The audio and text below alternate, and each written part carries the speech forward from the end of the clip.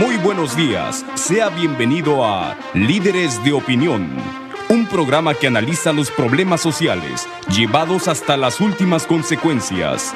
Líderes de Opinión, del Grupo FM.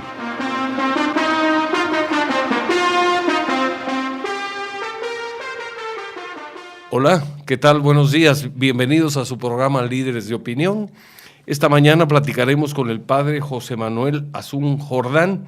Él es el rector de la Universidad Cristóbal Colón, quien nos platicará sobre los programas que maneja la universidad, sobre la función social que esta universidad tiene en nuestra comunidad, sobre los retos, sobre las fortalezas que dicha institución educativa tiene, entre otras cosas como formadora de ciudadanos útiles a la sociedad, a su familia y a la nación. Le damos la bienvenida al padre José Manuel Azún. Bienvenido, padre. Es un gusto tenerlo aquí y que además haya aceptado la invitación de venir a charlar con nosotros esta mañana. Muchísimas gracias. El gusto y el honor es mío de poder compartir este rato con usted y con nuestros oyentes, ¿verdad?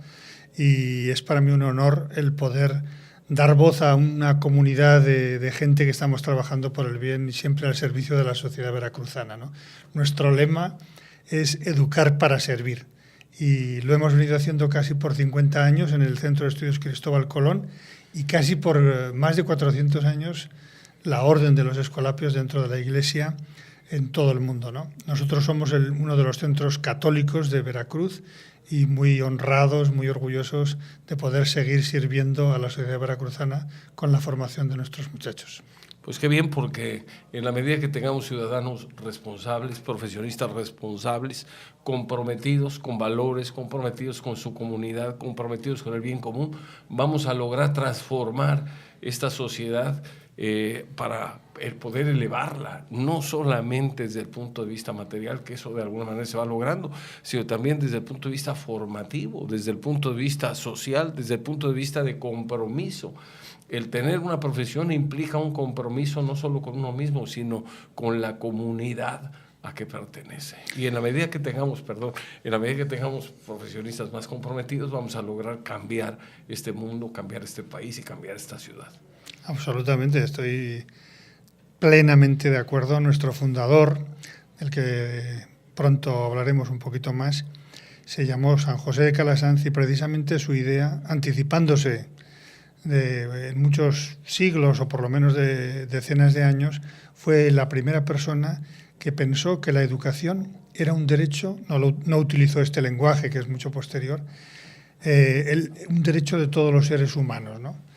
Y precisamente que a través de la educación, como acaba de decir, se puede transformar la persona para transformar la sociedad. Pero no una transformación por transformar, sino hacia la creación de una sociedad más justa, más igualitaria, más equitativa y sobre todo desde el punto de vista de la Iglesia más reino de Dios, ¿no? Más de personas con valores, con honestidad, con principios y que trabajan por un bien común. Muy interesante, padre. El fundador de los Padres Escolapios fue San José de Calasanz. Eso estamos hablando de qué época. Sí, él nació en el siglo XVI y es español. Y tuvo la visión de pero esta institución. Sí, la historia es muy bonita. En primer lugar, tengo que decir que él nació en mi tierra, en donde yo nací, que es Aragón. Es una región que está en España, en el noreste, entre Cataluña y el País Vasco. Ahora es una región pobre demográficamente porque se despobló mucho, pero su capital es Zaragoza, y ahí está un famoso santuario de la Virgen del Pilar, ¿verdad? Y al norte están los Pirineos. Yo soy de un pueblito que está a 10 kilómetros de la frontera, que se llama Jaca, y que está muy cerca de Lourdes, otro santuario mariano. Entonces, es una región que es muy larga y que tiene la mitad de la población en el centro. Bueno, pero el hecho es que San José de Calasanz nació en un pueblito que está en la frontera de Aragón y Cataluña. De hecho, su lengua materna era el catalán, o fue el catalán. Pero fue un hombre que se formó como sacerdote y tenía sus aspiraciones y se fue a Roma en busca de una canonjía. Estamos hablando del final del siglo XVI y el principio del siglo XVII, justo cuando en la Iglesia sucede la Reforma y la llamada Contrarreforma, la Reforma protestante y la Reforma católica, el Concilio de Trento. Esa es la época en la que vive nuestro santo fundador. Y estando en Roma, él tenía, nos cuentan, muy buena disposición de ayudar a los demás. Se involucra y se compromete con muchas cofradías. En aquellos tiempos había muchos males, había inundaciones, ahora sigue habiendo, ¿verdad? Pero en aquellos tiempos serían todavía más catastróficas para las personas. Y bueno, él se involucra y se envuelve en el compromiso con ayudar a la gente a través de esas iniciativas que había. Y él va cambiando su idea de ir a buscar una canonjía para crecer dentro de la Iglesia, para volver a su país y buscar un obispado o que lo nombraran obispo. De pronto ve muchos niños que no tenían, que estaban en la calle jugando y que no tenían acceso a ninguna formación. A la educación. Y ahí es donde nosotros decimos que hay un episodio muy, muy bonito, que se acercan, después de que él empieza a ver todo aquello de los niños y trata de buscar compañeros, empieza en una sacristía en el año 1597, la primera escuela con sus ideas de atender a todo el mundo y que a través de la educación transformar a los muchachos para transformar la sociedad. Justo en ese momento le llega un emisario y le dice, bueno, todos los trabajos que se estaba haciendo para conseguir la canonjía van a llegar a buen puerto, le van a conceder una canonjía. Y él contesta, he encontrado la manera definitiva de servir a Dios, que es a través de la educación de los niños más pobres, y no la dejaré por nada del mundo. En ese momento nosotros consideramos que ese carisma que llamamos dentro de la Iglesia, ¿no?, ese don de la educación, es la primera instancia dentro de la Iglesia que abre esa posibilidad de educar a todos los niños, ¿no? Y ahí es donde se funda, él luego busca otros compañeros, crea una orden religiosa, se llaman las escuelas pías. Pías significa, en el lenguaje de aquel tiempo, escuelas gratuitas, y crece de manera tremenda a lo largo de toda Italia y de toda Centro Europa, porque era muy interesante para los municipios, que entonces no había, por supuesto, una red de formación pública como mucho más tarde los estados pues lo han conseguido. Entonces lo llaman los municipios porque les resulta muy barato, entre otras cosas, el que vayan unos cuantos religiosos que por la comida abren una escuela y le dan formación a sus niños, ¿no? Y ya desde entonces tenían una idea muy clara de formar no solamente buenos, como dirían aquí en México, profesionistas, ¿no?, buenas personas bien formadas para trabajar en trabajos, sino también buenas personas, sobre todo, y buenos cristianos, buenos ciudadanos activos, ¿no? Y ya desde ese momento es como empieza toda la escuela pía y se va extendiendo por todo el mundo. Ya mucho más tarde llega a América y a México y a Veracruz. En el caso concreto de Veracruz, ¿cómo empieza el Colón aquí en Veracruz? Bueno, el Colegio Colón como tal empieza antes de la llegada de los padres escolapios. Fue una iniciativa ciudadana, vamos a decir así, de familias, en los años 40, todavía cercano y muy activo todo los enfrentamientos entre la Iglesia y el Estado laico-laicista por enésima vez dentro de la historia del país. Y entonces un grupo de familias quiere que haya la posibilidad de muchachos, de varones, de que estudien no en las escuelas públicas, sino en una escuela privada, ¿no? Y entonces, como en aquellos tiempos la Iglesia no tenía personalidad jurídica, no podía tener propiedades, para el gobierno no existía, imagínese.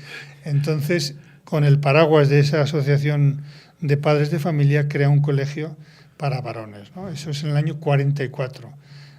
Una serie de sacerdotes y exsacerdotes que pasan por allí van llevando la escuela, pero la escuela no acaba de detonar, no acaba de romper.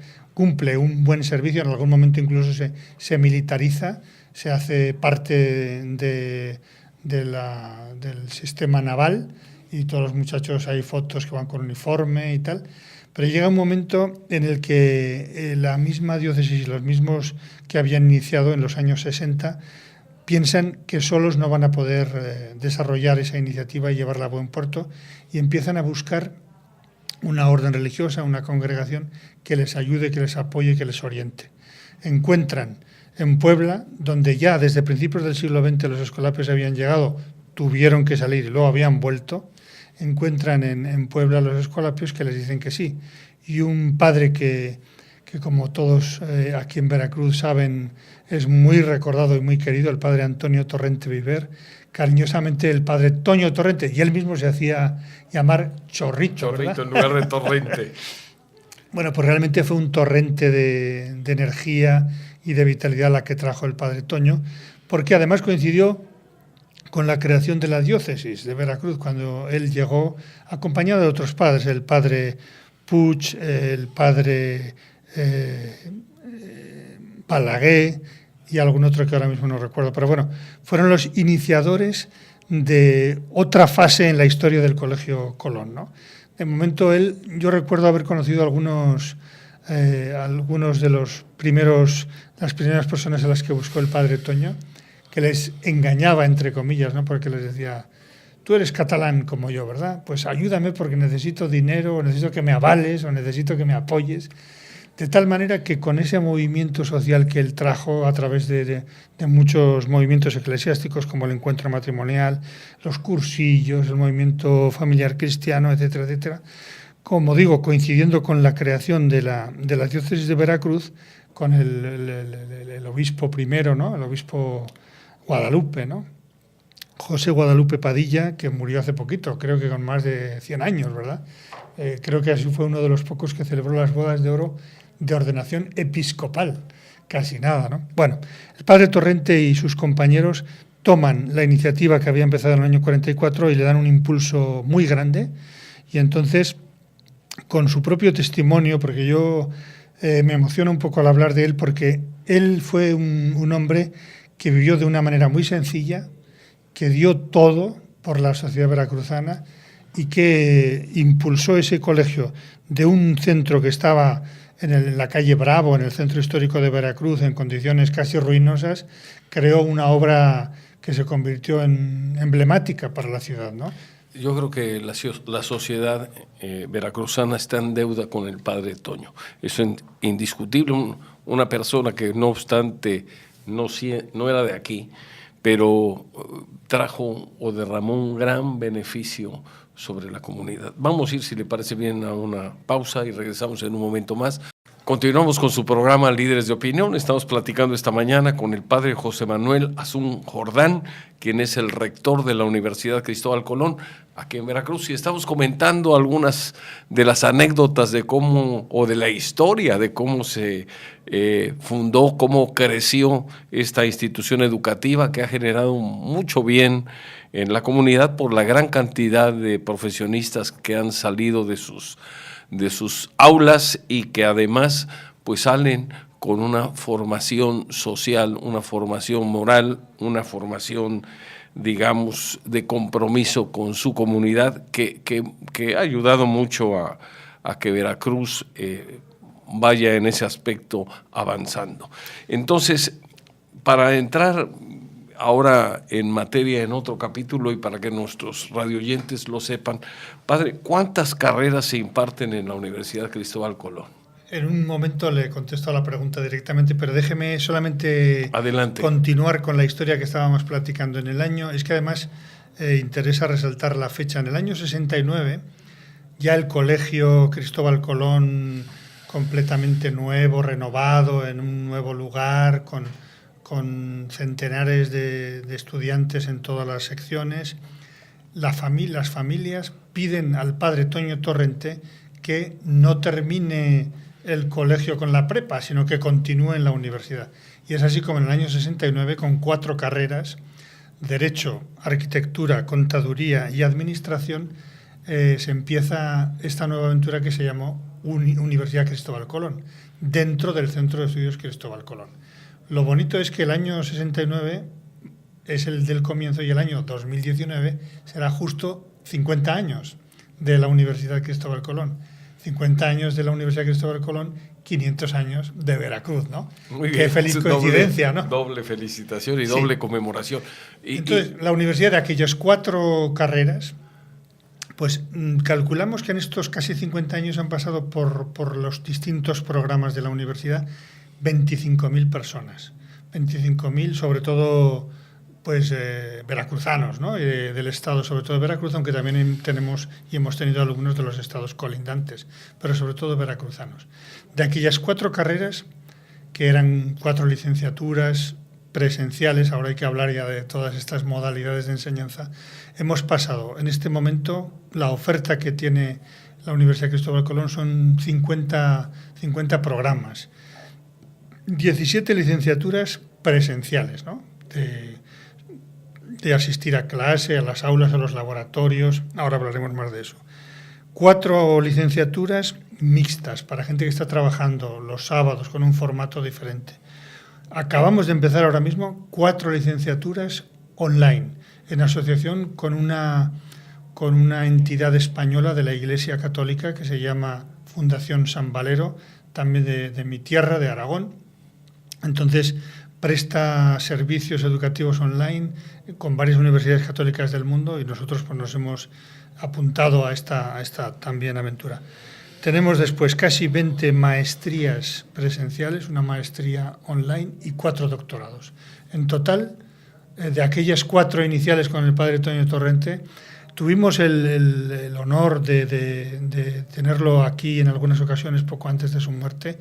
Por cierto que el municipio de Boca del Río lo inscribió en un monumento que ahora ha desaparecido con la remodelación, pero que en algún sitio tendrá que volver a aparecer, que era aquella plaza donde estaban inscritos los nombres de personalidades que habían contribuido al desarrollo de la ciudad. Y ahí, esa creo que fue una de las últimas veces que vino el padre Toño Torrente a Veracruz, se inscribió su nombre como uno de las personas que había contribuido más al desarrollo de la ciudad a través de la educación. Entonces, de aquellas 4 iniciales, hoy ya casi 50 programas entre posgrados y licenciaturas, presenciales, mixtas y online. Tenemos aproximadamente, bueno, y seguimos teniendo el colegio, claro está, el colegio con su kinder, su primaria, secundaria y preparatoria, ¿no? En total, en todo el centro de estudios son 6.000 alumnos, aproximadamente, grosso modo, la mitad en el colegio, cerca de 3.000, y un poquito y cerca y otros 3.000, vamos a decir así, en la universidad, en todos sus programas.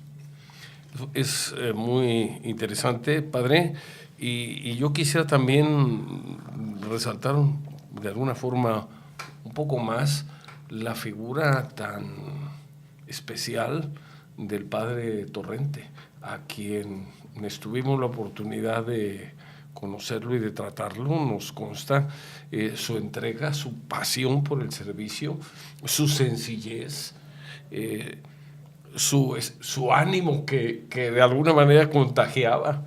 Y yo creo que ahora que celebren ustedes el 50º de la fundación de la universidad, sería muy, muy justo y necesario el de alguna manera resaltar pues todos los atributos que el padre tenía, porque aunque esos atributos, bueno, esos reconocimientos ya él no los puede disfrutar en vida, pero sí es importante que la comunidad sepa que existen personas generosas, y lo digo esto, que lo sepa para que se le agradezca a esas personas, pero al mismo tiempo para que se traten de imitar. Uno necesita más que buenos consejos, buenos testimonios de gente que en su trayectoria o en su vida se dedicó a servir a los demás, cosa que a veces es muy difícil de encontrar. Y ojalá, inclusive las autoridades en su momento, le hagan un homenaje, un reconocimiento público, post-mortem podía ser, inclusive su nombre a alguna calle, porque me parece a mí a veces absurdo que haya calles que tengan nombres de flores porque ya no se les ocurre otra cosa, ya están muy de alguna manera agotados los nombres que tienen disponibles, cuando hay personas que por su trabajo, por su trayectoria, por su ejemplo de vida, debían de ser honradas a través de ponerle su nombre a una calle. Absolutamente de acuerdo en todo, ¿no? Precisamente el padre Toño Torrente, los que lo recuerdan más, pues una de las características que definían su personalidad era precisamente su sencillez y nada proclive a los reconocimientos, sino todo lo contrario, los rechazaba. Sin embargo, efectivamente es una persona ejemplo de vida, ¿no? Yo pienso que la educación, y nuestro fundador lo decía así, tiene un lenguaje universal, que es el del ejemplo, sí, claro, ¿no? claro. Y entonces el ejemplo de personalidades como el padre Toño Torrente pues nos tiene que mover. Yo llevo ahora mismo 2 años, un poco más, en Veracruz. Antes estuve 4 años, pero siempre encuentro personas que recuerdan el ejemplo de vida del padre Toño Torrente. Y tiene, bueno, infinidad de anécdotas, desde su lengua, que era difícil de entender, ¿no? Que era una mezcla de un catalán cerrado con un mexicano español difícil, pero sin embargo todo el mundo recuerda su sencillez y su generosidad, ¿no? Y él realmente dio su vida por esta obra, y realmente se merece un reconocimiento que nosotros vamos a luchar por él. Ya hubo un padre aquí en los años, hace que salió de aquí también muy recordado, el padre José Fidel Unanua, que estuvo aquí yo creo que también como 15 o 20 años, que luchó mucho precisamente para en vida hacer algún reconocimiento al padre Toño. Consiguió unos pocos. El campus principal de la Universidad Cristóbal Colón, hoy lo llamamos Campus Torrente Viver, precisamente en su nombre. Él era muy insistente, este padre José Fidel, y atacó hasta que consiguió una calle de San José de Calasanz en el fraccionamiento, bueno, en el Las Vegas, me parece que se llama, y una pequeñísima calle, debido a su insistencia, que tiene el nombre del padre Antonio Torrente Viver, también en ese mismo fraccionamiento o en esa misma colonia, ¿no? Vamos a decir así, que está yendo hacia Medellín al principio a la izquierda. Pero efectivamente, yo estoy muy de acuerdo que el padre Toño Torrente necesita un reconocimiento mejor, y qué menos, o sea, qué buena ocasión que ahora, con los 50 años de su universidad, pues vamos a trabajar para que se consiga un reconocimiento más visible, ¿no? Muy bien, padre. Vamos a ir a una pausa y continuamos platicando sobre la Universidad Cristóbal Colón aquí en Veracruz. Continuamos con su programa Líderes de Opinión. Estamos platicando con el padre José Manuel Azún Jordán. Él es el rector de la Universidad Cristóbal Colón. Padre, y entrando en materia y en datos ya un poco más, digamos, más materialistas, por llamarles de alguna forma,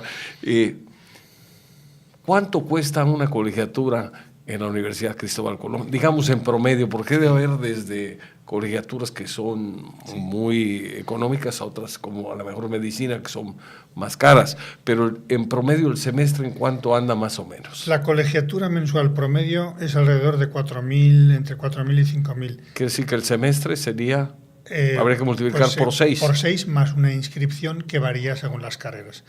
Contando todo el semestre de las licenciaturas presenciales, el semestre completo al 100% de la licenciatura más barata cuesta unos 25.000 pesos. Y el más caro, que es, como bien ha dicho, medicina, 65.000 pesos. Todo el promedio estaremos hablando de 40.000. Sí. Bueno, 40. nada más un punto de reflexión. Según datos de la Universidad Veracruzana, la Universidad Veracruzana a la Universidad Veracruzana le cuesta el semestre de un alumno 50.000 pesos. Para que nos demos una idea de que en este caso la Universidad Cristóbal Colón está dentro de un rango muy bueno, seguramente basados en la eficiencia, en el uso más adecuado de los recursos, etcétera. Bueno, quería establecer esa diferencia. Sí, claro que sí. Bueno, nosotros somos muy cercanos a la Universidad Veracruzana como una universidad pública, en el sentido de que el servicio que ellos ofrecen pues es, como su nombre indica, ¿verdad? Es una responsabilidad social del Estado el proveer una educación pública de calidad. Nosotros, con nuestro fundador, pensamos que aunque somos una universidad particular, tenemos una vocación de servicio público. En ese sentido nos sentimos muy cercanos y solidarios. Pero efectivamente, yo acabo de llegar. La semana pasada estuve en la reunión de ANUYES, de la Asociación Nacional de Universidades e Instituciones de Educación Superior, en el que están todas las universidades públicas de las distintas redes, que a mí se me hace complicado porque están los tecnológicos, los politécnicos, las universidades técnicas y las universidades estatales y las autónomas. Y 30 universidades privadas en todo el país. Pertenecemos a NUYES. Entonces, realmente el problema de la educación superior en México, tal como yo lo veo, es que resulta, como usted acaba de decir, demasiado caro cuando las universidades privadas de calidad podemos ofrecer unos servicios de mucha calidad a un precio mucho más razonable, pero no tenemos ningún reconocimiento público. Por ejemplo, también pertenecemos a una asociación que se llama FIMPES, que lleva años luchando porque por lo menos las colegiaturas sean deducibles, ¿no? Porque cualquier ciudadano, cualquier familia que viene a una institución privada, paga 2 veces. Paga sus impuestos con los que se paga la educación pública, que está muy bien, que tenemos derecho a que haya una muy buena educación pública, pero aquellas personas que quieran elegir la educación privada, además de pagar sus impuestos, tienen que pagar la colegiatura. Claro. Son de las cosas que tenemos que revisar, porque durante muchos años, esto yo sí lo puedo decir porque soy mexicano y de alguna manera conozco el sistema, nos han hecho creer que la educación pública es gratis, y esa es una mentira gigante. Los maestros cobran. A veces hay más maestros de los necesarios, a veces hay maestros que no están calificados, pero son amigos de algún funcionario que les da el cargo o les da, digamos, lo que le llaman tiempo completo, sin tener la capacidad o sin tener el tiempo para dar las clases o el número de horas de clase que tendrían que impartir. Entonces, todas esas cosas hacen que la gente no proteste, porque cree la gente que efectivamente se lo están regalando. No le están regalando absolutamente nada. Lo que está haciendo el gobierno es cobrar impuestos y con esos impuestos pagar una educación que en ocasiones es muy buena. No podemos generalizar y pensar que todas las universidades públicas son malas, pero hay muchas universidades que son públicas y que están en la calle. Están en la calle porque tienen una gran cantidad de días perdidos por huelgas, por paros, por lo que sea, y además tienen profesores que finalmente no están calificados para impartir una materia. En una universidad privada, si a la gente no le conviene, simplemente saca a los hijos y los lleva a otra universidad.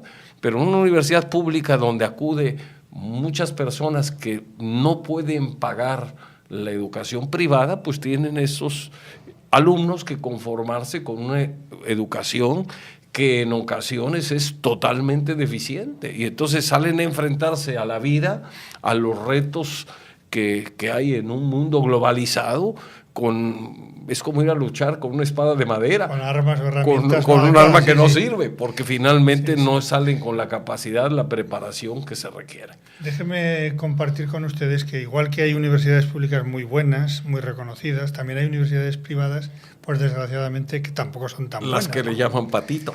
Entonces, pero siempre hay la posibilidad de buscar otra. Claro, eso es cierto, eso es verdad. Pero sobre todo yo creo que ese es uno de los grandes desafíos de la educación superior mexicana. Se ha llegado, en este sexenio se habían propuesto lo que aquí llaman cobertura, ¿no?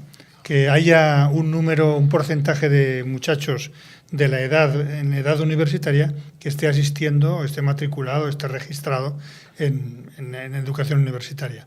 El objetivo del sexenio es el 40%, que el 40% de los muchachos en edad universitaria esté inscrita. Casi se ha logrado, pero claro, eso no quiere decir que todos estén siendo bien formados, estén teniendo las oportunidades iguales, estén teniendo programas de calidad. A mí me sorprende que tanto en las universidades públicas como en las privadas un pequeño porcentaje de programas están acreditados, están reconocidos de calidad de alguna forma, bien sea por el CONACYT en el caso de los posgrados, o bien sea por las distintas asociaciones de acreditación que existen en el país, etcétera. Nosotros tenemos programas acreditados, la Universidad Veracruzana tiene programas acreditados, pero hay muchas universidades que no tienen programas acreditados. Entonces vamos a tener el país con 40% de personas jóvenes que están asistiendo a clases, pero no están participando de experiencias formativas de calidad. Entonces volvemos a lo mismo. Ahora el gran reto es que todas las personas que acudan a las universidades tengan formación de calidad, ¿no? Eso es importante. A mí me ha tocado, por mi profesión, contratar a veces a personas que llegan con una licenciatura y en el momento de llenar su solicitud, que pedimos que la hagan a mano, en primer lugar tiene una letra espantosa que no se entiende. Y otro tema es que se escribe con una gran cantidad de faltas de ortografía, lo cual nos da una idea de que, digamos, en cultura general están reprobados. Y son gente que trae un diploma o que trae un certificado o que trae un título de una universidad. Y esto es preocupante. Yo creo que las autoridades deben de voltear los ojos para no nada más adornar las cifras de resultados con un número de egresados, que a lo mejor son números reales, pero habría que valorar si esos egresados tienen la capacidad suficiente para poder desempeñar con eficacia, con calidad, en la profesión que ostentan en un documento. Yo creo que ese es uno de los grandes desafíos de la sociedad mexicana, ¿no? La calidad de la educación, la calidad de las oportunidades de formación que da a sus ciudadanos, ¿no? La cuestión es, si esto hay que resaltarlo, la única manera lógica, lícita, legal, adecuada de progresar por parte de una nación es a través de la educación de los ciudadanos. Lo decía nuestro fundador, San José de Crasanz, precisamente fue pionero en lanzar esa idea que hoy nos parece súper razonable y común, de sentido común. Causado una revolución. Claro, efectivamente, en aquel momento, en el siglo XVI-XVII, fue una revolución, porque solamente tenían acceso a la educación las personas nobles. Es más, se contenía que muchas personas tuvieran una formación mínima para poder seguir trabajando. Para manipularlas, para controlarlas. Es algo que afortunadamente tiende a cambiar, pero sí. Bueno, esto hay que agilizar. Bueno, son conquistas sociales, ¿no? En ese sentido, y volviendo a la pregunta que nos hemos ido un poquito de los precios, pues nuestra universidad ha tenido siempre una vocación muy social, de manera que tenemos muchas posibilidades de afrontar esos costos, ¿no? Por ejemplo, en nuestras licenciaturas están diseñadas de tal manera que las personas pueden ir haciendo cursos o asignaturas o créditos, como queramos medir el contenido de aprendizaje de una carrera, por partes. Es decir, yo puedo pagar una cantidad, pues me lo planteo haciendo X asignaturas en el primer semestre, en el periodo intersemestral vacacional hago otras pocas asignaturas. Esto también permite, por cierto, adelantar. Hay muchachos que quieren acabar antes. Esa es una primera opción. La segunda opción es que tenemos un montón de tipos de becas y descuentos. Institucionalmente tenemos descuentos, especialmente, por ejemplo, para personas, desde luego siempre basados en la necesidad económica de las familias y el talento académico, la potencialidad académica. Tenemos desde el 20% hasta el 70%, hasta el 100%. Tenemos muchos alumnos becados. Hace poquito una historia muy bella es que un antiguo alumno ciego que hizo psicología becado al 100%, ha creado una fundación en su tierra, en Tierra Blanca, para traer estudiantes becados por una fundación que él ha creado que va a recaudar fondos para pagar la matrícula. Eso es extraordinario, ¿no? Eso es extraordinario porque de alguna manera él, que fue beneficiado por una beca, está devolviéndole a la comunidad a través de la ayuda que brinda a otras personas parte de lo que él recibió. Pero es que esto mismo, tenemos la beca empresarial. Una de las grandísimas fortalezas y orgullos de nuestra universidad es que tenemos muchísimas personas egresadas que están contribuyendo al desarrollo social, económico y humano, ¿verdad?, de la zona conurbada de Veracruz, Boca del Río. Pues hay muchos empresarios que están seleccionando personas y les están pagando toda la carrera, creando un vínculo de fidelidad muy grande, porque ellos seleccionan a los muchachos o muchachas y los van becando y les van dando oportunidades de trabajo. Tenemos becas deportivas, tenemos también becas de una fundación que llamamos Colón, que les paga los estudios. En fin, lo que quiero decir es que las oportunidades que la Universidad Cristóbal Colón de accesibilidad al estudio son muchas, porque nuestra universidad no es para ganar dinero, es una asociación sin ánimo de lucro para servir. Para servir. Fundamentalmente. Vamos a ir a una pausa y continuamos platicando. Es muy interesante lo que nos está compartiendo el padre José Manuel Azún Jordán, quien es rector de la Universidad Cristóbal Colón. Continuamos en un momento. Continuamos con su programa Líderes de Opinión. Estamos platicando con el padre José Manuel Azún Jordán, rector de la Universidad Cristóbal Colón. Faltó comentar, padre, alguna otra labor social que hace la propia universidad. Yo sé que hay una escuela, que parece ser que es la Escuela Calasanz, donde se imparte clases de primaria de manera totalmente gratuita a niños de las colonias de aquí de Veracruz. Platíquenos sobre ese proyecto. Sí. Este es un proyecto, en concreto, que inició el padre Toño, precisamente. Cuando él empieza en el colegio Cristóbal Colón, y primero vivieron incluso en el actual edificio, en una zona de en medio, ahí están todavía, ahora son laboratorios, pero ellos quieren vivir con la gente, quieren vivir en medio de una colonia popular y se van al llamado Médano del Perro, así se llama esa colonia. Ahí toman una parroquia, la parroquia de la Sagrada Familia, que popularmente es conocida como la parroquia de los Picos, porque debió estar mucho tiempo en obras y se veían como una especie de cúpulas desde muy lejos que eran picos. Y allí funda una escuela popular que es la Escuela Calasanz. Él mismo también. Y entonces, efectivamente, primero empezaron con primaria, pero ahora tiene primaria y secundaria, y acoge a muchachos y muchachas de esas colonias populares de alrededor, ¿no? Y siempre apadrinado de alguna manera desde el Centro de Estudios Cristóbal Colón. Pero qué bueno que me dice esto, porque los padres escolapios, nuestra orden, ha decidido que a partir de agosto se va a organizar de manera que lo que llamamos la presencia de la orden abarque una serie de obras. No solamente el Centro de Estudios Cristóbal Colón, con su colegio y su universidad, sino va a coordinar también esa misma presencia. En este momento estamos en la ciudad 8 religiosos en 2 comunidades, ahora va a ser una única comunidad con el tiempo. Está el Centro de Estudios Cristóbal Colón, Colegio y Universidad, el Colegio Calasanz, que es un colegio popular, la Parroquia de la Sagrada Familia, la Parroquia Universitaria. Está también el Hogar de Niños de la Calle Calasanz, que actualmente es diocesano, pero lleva el nombre de nuestro fundador, y desde el Centro de Estudios se le apoya económica y de muchas formas.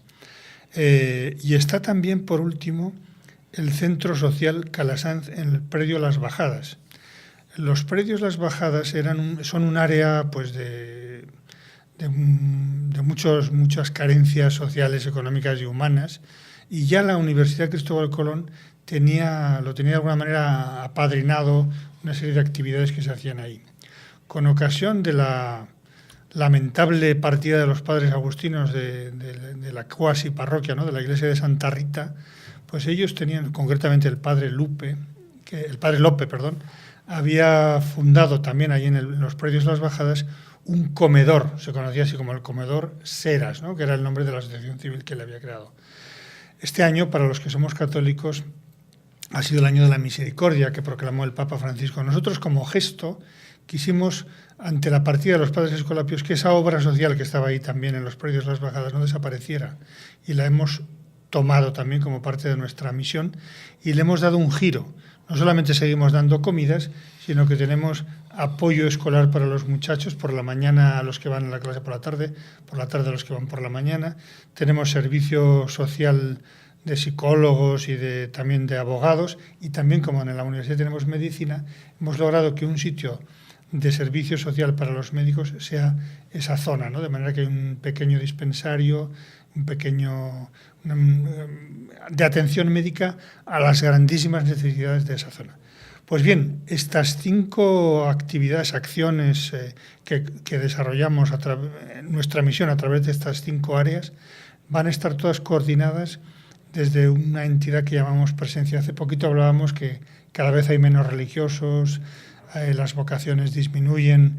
Muy triste que en nuestra zona conurbada Veracruz, Boca del Río, hayan desaparecido pues algunas presencias de comunidades religiosas como Pacheli, ¿verdad?, los padres agustinos, las madres reparadoras y otras que ahora creo que en los últimos, me decía el señor obispo hace poco, que han sido 5 o 6 las comunidades que han desaparecido de Veracruz durante el periodo que él lleva de obispo. Pues bien, los escolapios no vamos a desaparecer, sino vamos a aglutinar.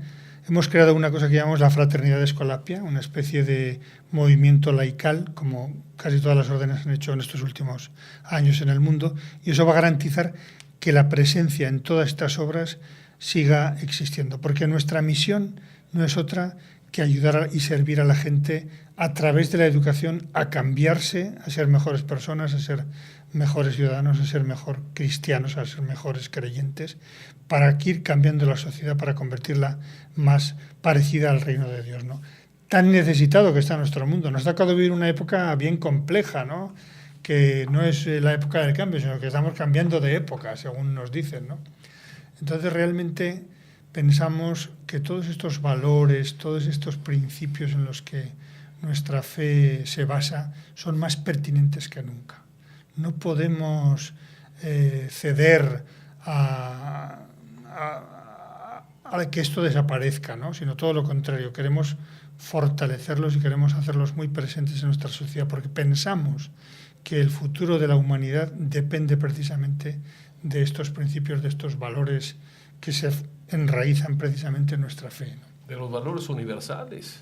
Finalmente estamos viviendo una deshumanización de la humanidad. Parece esto un contrasentido, pero estamos viviendo épocas donde, por ejemplo, a los criminales, hay organizaciones de derechos humanos que dicen hay que defender el derecho que tienen a vivir, se les debe sancionar en base a la falta, pero la sanción debe ser limitada, donde hay un afán de protección a los débiles, etcétera, lo cual es positivo.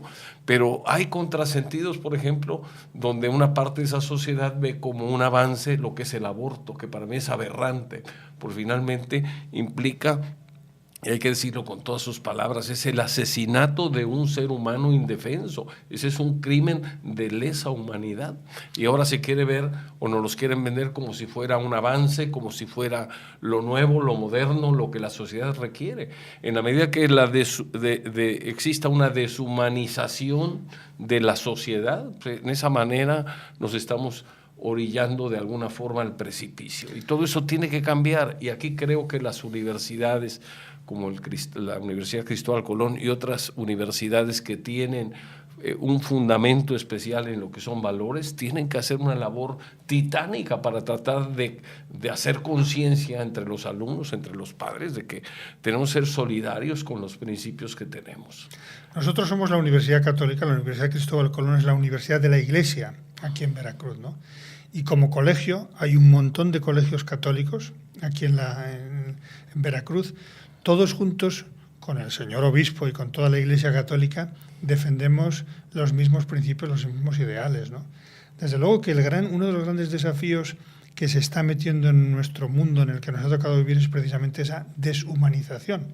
Una expresión de esa deshumanización es el respeto o no respeto a la vida humana, ¿no? Desde su concepción hasta su muerte. Entonces, realmente, si queremos trabajar por la humanización de nuestra sociedad, para rehumanizarla, es un lenguaje complejo el que nos sale con en este tema, pero es que es verdad, se está deshumanizando la sociedad, ¿no? La sociedad hecha por seres humanos. Entonces, la educación y la formación y la familia, que es clave en esto, juegan un papel decisivo. Entonces, nosotros tenemos que alertar, gritando, que eso está sucediendo, que se está deshumanizando, y tenemos la tarea de que esa humanización siga creciendo, siga sosteniéndose a través de la formación. Pues es una labor titánica la que tienen que hacer, padre, porque finalmente la tendencia que muchos medios de comunicación transmiten a la comunidad es que lo moderno es el aborto, lo moderno son los matrimonios entre personas del mismo sexo y una serie de cosas que durante muchos años la sociedad lo ha visto como una aberración y ahora se pretende vender como lo moderno, lo normal, lo tradicional, lo que la sociedad quiere. Y yo creo que en la medida que perdamos esos elementos que le dan cohesión a la sociedad, en ese momento la sociedad en general está en peligro. Alguien me decía con mucha razón, el matrimonio natural es anterior al gobierno, es anterior al Estado, es anterior a la sociedad. En la medida que los matrimonios naturales tiendan a desaparecer por permitirse un pseudomatrimonio entre personas del mismo sexo, finalmente la posibilidad de que la humanidad desaparezca es enorme, porque dos personas del mismo sexo no pueden procrear. Y al no haber procreación se o se contiene de alguna manera la transmisión de la vida. O sea, la humanidad en ese sentido está en peligro, pero son de las cosas que muchas veces los que inventan modas, los que inventan tendencias o los que marcan estas tendencias porque conviene hacia sus intereses, se olvidan. Y la gente abrumada por el internet, por los mensajes, por la moda y por un montón de cosas materiales, sigue, por falta de conocimiento, por falta de educación, sigue los patrones que mandan desde el extranjero. Va a estar de moda el aborto, apoyémoslo. Va a estar de moda el matrimonio entre personas del mismo sexo, apoyémoslo. Eso piden las autoridades, cuando si realmente nos representan ellas, debían de escuchar el clamor de la gran mayoría de la población que se opone a tales engendros, por llamarles de una manera suave. Vamos a ir a una pausa, padre, está muy interesante el tema. Continuamos en un momento más con su programa Líderes de Opinión. Seguimos en su programa Líderes de Opinión. Platicamos de manera muy amena esta mañana con el padre José Manuel Azún Jordán, quien es el rector de la Universidad Cristóbal Colón. Padre, ¿cuál es el principal reto ahorita de la Universidad Cristóbal Colón? Pues el principal reto que creo que tenemos es seguir siendo pertinentes. ¿Qué quiere decir esto, en mi opinión? Seguir formando a la gente, las personas que nuestra sociedad hoy necesita. Platicábamos hace un momento de estos grandes desafíos, de esta deshumanización, de este cambio de época que estamos viviendo, es decir, tanta desorientación, tantas cosas nuevas que están surgiendo, una sociedad diferente que no acabamos de percibir exactamente cómo se está gestando, cómo se está generando, cuántos intereses están detrás, etcétera. Sin embargo, hay cosas que son elementales, ¿no? La familia, los derechos humanos universales, los principios de vida natural, biología, etcétera, etcétera, y desde el punto de vista de la fe, la humanidad en servicio a los demás, en construcción del reino de Dios, etcétera. ¿Cuál es nuestro principal desafío? Seguir formando seres humanos competentes en esas competencias de humanidad. Y comprometidos. Comprometidos y al servicio de la construcción de esa sociedad nueva, pero que a la vez está fundamentada en esos valores eternos, ¿no? ¿Cuál es la principal fortaleza de la Universidad Cristóbal Colón? Bueno, yo pienso que nuestra principal fortaleza son los miles de egresados. Ellos son, si decíamos que el ejemplo es el lenguaje universal de la educación, a mí me da mucho gusto y es un honor el encontrarme muchos egresados que dicen, yo estudié en los años tal, con el padre tal, o con el profesor fulano, mengano, pero recuerdo que lo que tocó mi corazón fue precisamente que me enseñó a vivir, a ser una persona activa, responsable, servicial. Nuestro principal orgullo son los miles de egresados, ¿no? Hubo una campaña hace poquitos años de la universidad que decía, nuestro orgullo son las personas, ¿no? Las personas que han pasado por nuestros espacios de formación. Esa yo pienso que es la fortaleza mayor. Durante toda la historia y hoy también, tenemos las puertas abiertas a todas aquellas personas que estén dispuestas a aprender con rigor, con exigencia, con calidad para transformar esta sociedad. Ese es un reto importante, vuelvo a insistir, si queremos que México cambie. No olvidémonos del mundo, porque no queremos arreglar los problemas de China y de Japón. Vamos a lo local, a lo nuestro, a lo cercano. Si queremos que México cambie, tenemos que cambiar nosotros los mexicanos. ¿Y cómo vamos a cambiar? ¿Cómo vamos a tener un respeto por la vida? ¿Cómo vamos a tener un mayor respeto por el medio ambiente? ¿Cómo vamos a tener un mayor respeto por los demás? A través de la educación, así de sencillo. Y educar no significa nada más informar, no significa nada más enseñar a la gente a hacer cuentas o a enseñarle lo que son las leyes. Educar es formar, eso es la parte medular que yo creo que las escuelas tienen o deberían de tener como compromiso primordial, la formación. Decía Napoleón, referente a la educación, dice: educa a un niño y tendrás un buen ciudadano. Educa a una niña y tendrás una muy buena nación, porque finalmente la niña será en su momento madre, y al ser madre será la primera educadora, la primera maestra de sus hijos. Y una mujer preparada, educada en valores, seguramente va a ser una excelente madre y va a ser una excelente maestra. Esos valores los va a transmitir. De ahí la importancia que tiene la educación en México. Decía usted antes que muchos muchachos o egresados incluso de muchas cosas, de muchos lugares, no tienen las competencias básicas, pues no sé, de comunicarse bien, de leer o escribir bien. Ciertamente que hoy hacen falta competencias clave, bien desarrolladas, que no se adquieren para lidiar en el mundo en el que nos ha tocado vivir, ¿no? Que no se adquieren solamente a través de adquisición de información, ¿no? Sino que exige un trabajo de formación, de reflexión sobre sí mismo, de repensarse, de ser consciente del papel que una persona tiene ante la sociedad, ante la familia, ante su propia vida, ¿no? Ante su propia historia, como hombre de fe también digo, ante Dios.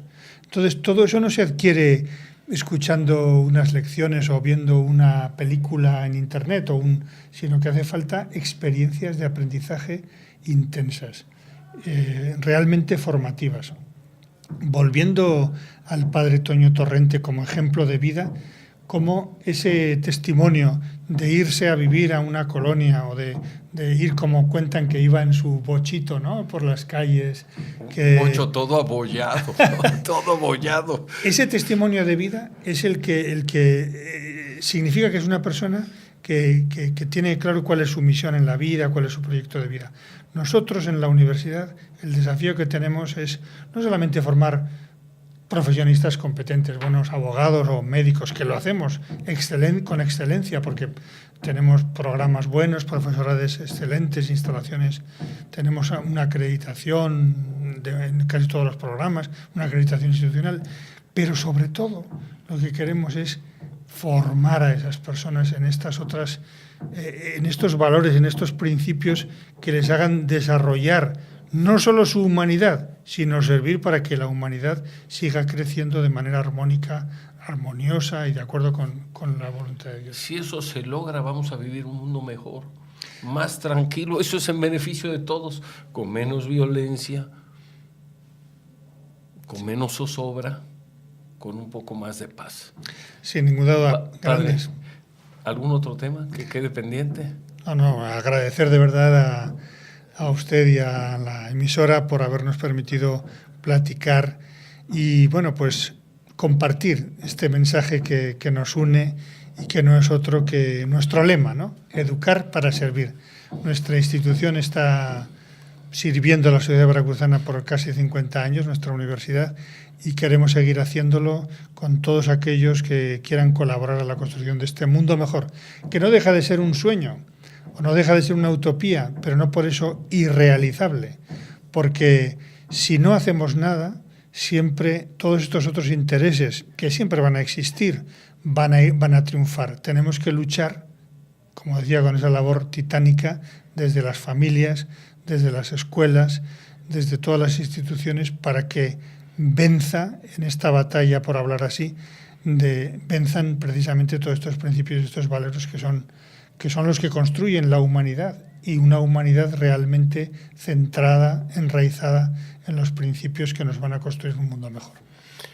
Padre, yo le agradezco mucho que haya aceptado este reto de venir aquí a platicar. Y quiero decirle algo, además del mensaje que se transmitió a nuestra amable audiencia, hay aquí un punto que creo que hizo, en mi opinión, que valiera mucho la pena esta plática. El haber mencionado el nombre de una persona que dejó todo, dejó familia, dejó país, dejó a su madre, dejó todo lo que él quería, todo lo que él tenía para venir hasta acá, hasta México, a servir con plenitud, con entusiasmo y con generosidad. Yo le quiero dar las gracias aquí a usted y sobre todo al padre Toño Torrente, que vino a derramar mucho bien a favor de Veracruz. Un gusto, padre, y espero que nuestro amable auditorio haya disfrutado esta plática. Muchas gracias y nos vemos y nos escuchamos, Dios mediante, el próximo sábado en su programa Líderes de Opinión. Muchas gracias.